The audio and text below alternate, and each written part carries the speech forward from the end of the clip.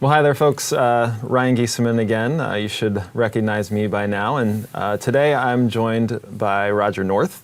Roger is the founder of the North Group, which is a consulting firm out of Lidditz, Pennsylvania, the coolest small town in America. Not that I'm biased or anything. You may be. And rightly so. Roger, I've been able to work with you and your team a couple of times over the past year or so and really enjoyed getting to know you and your team there at the North Group. I guess let's just start with what led you to starting a consulting firm with this this focus on leadership. Yeah, well, that's a great place to start because for me it was an entirely a spiritual event. About a year before I got the call, if you will, from the Lord to get started in this, I had been prompted to write a personal mission statement, which, I read those kind of books all the time, but I rarely stop to do the exercises inside of them. But in that case, I did. And I wrote a mission statement and wrote it on a little handwritten note, stuck it on my bureau in my bedroom, and I don't remember how much I thought about it, but when the concept of a consulting firm came along, I looked at it, I thought, that's it.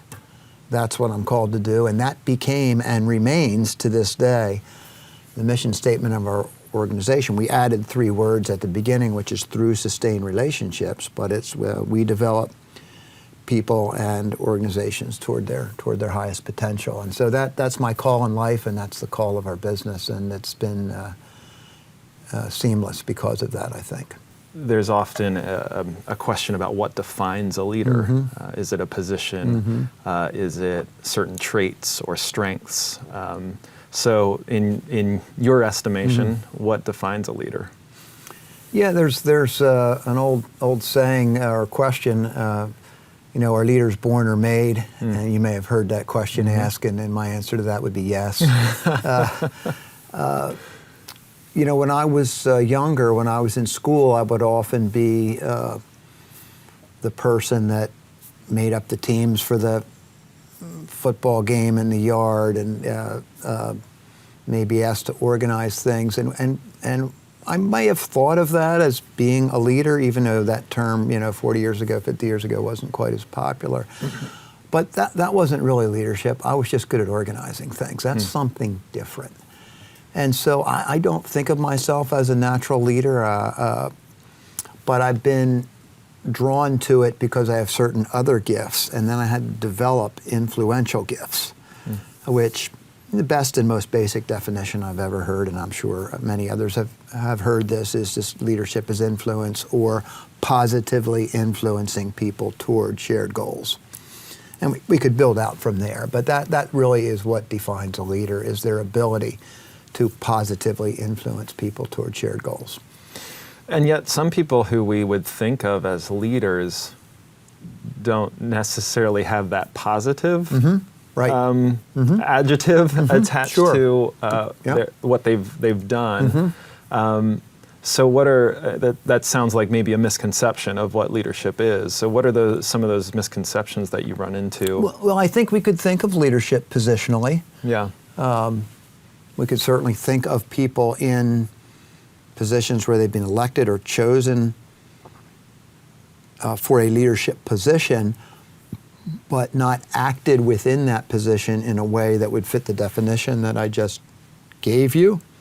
And I think for those of us that would see leadership as influencing people toward positive outcomes, would then make a distinction between positional leadership and influential leadership. We would hope that people that are asked to move into a positional leadership, elected, selected, whatever it might be, would behave in such a way. But of course we know that we were born and introduced into a broken world, and so that those two things don't always mesh.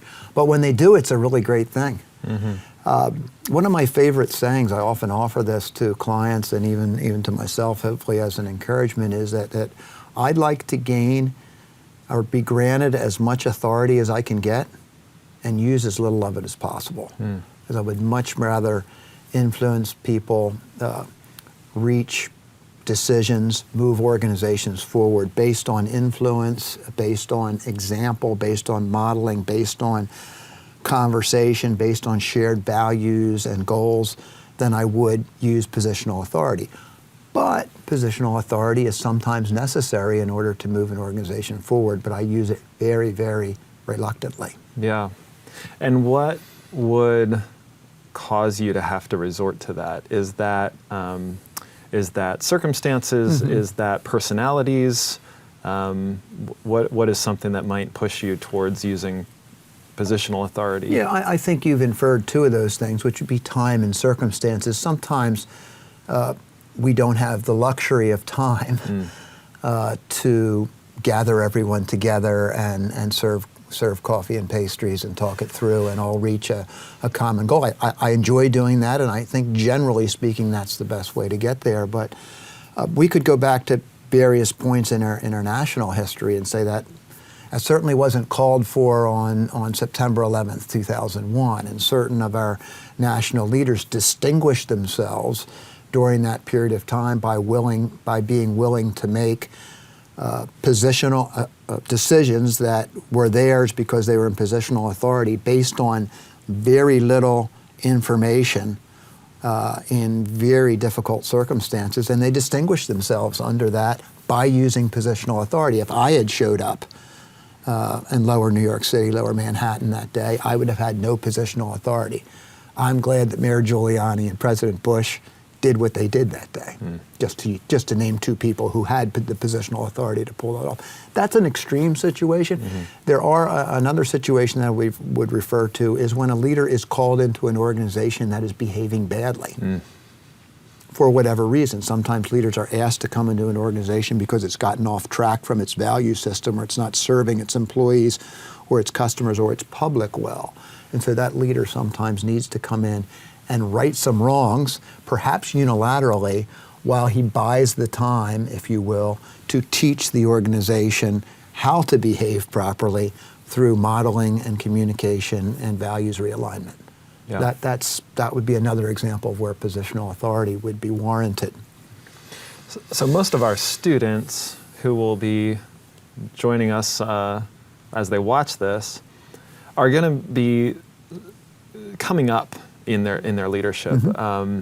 And so they might run into situations where somebody in that role in the past has maybe performed poorly, mm-hmm. or really hasn't garnered that sense of trust, mm-hmm. in that position. What advice would you have for somebody who's stepping into a difficult situation as a leader, who's asked to kind of take on a role where maybe the team isn't functioning at their highest level? Mm-hmm.